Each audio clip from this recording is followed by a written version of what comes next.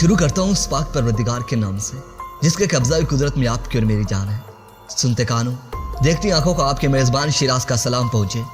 प्यारे दोस्तों, पाकिस्तान और तुर्की ने हमेशा मुश्किल वक्त में एक दूसरे की मदद करके अपनी वफादारी साबित की है।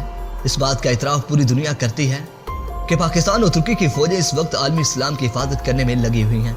दोस्तों, यूरो एशियन टाइम्स ने एक रिपोर्ट जारी की है। इस रिपोर्ट में दावा किया जा रहा है कि तुर्की के F-16 जंगी तैयारों को पाकिस्तानी पायलट उड़ा रहे हैं। आपको याद होगा जब 2 महीने पहले यूनान के F-16 तैयारों ने तुर्की की हदूद की खिलाफवर्जी की थी।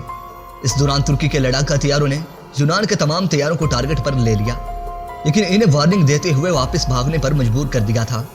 दोस्तों, इस वक्त यूनानी एयरफोर्स के कुछ पायलटों ने दावा किया था कि तुर्किश F-16 जंगी तैयारों को पाकिस्तानी पायलट उड़ा रहे थे, क्योंकि जिस तकनीक के जरिए यूनानी तैयारों को घेरे में लिया गया, ये तकनीक अभी तक सिर्फ पाकिस्तान एयरफोर्स के पास मौजूद है।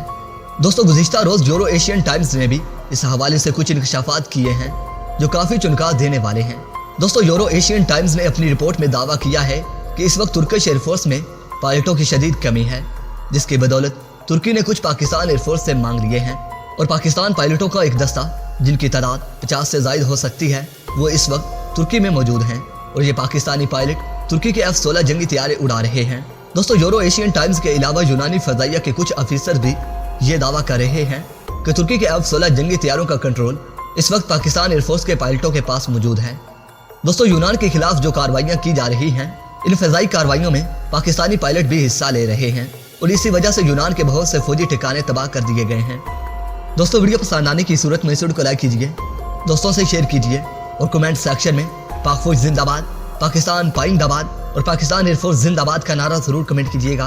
तो दोस्तों, इसके साथ इजाज़त चाहूँगा। अपना ढेर सारा ख्याल रखिए और हमेशा नेक दुआ में याद रखा करें।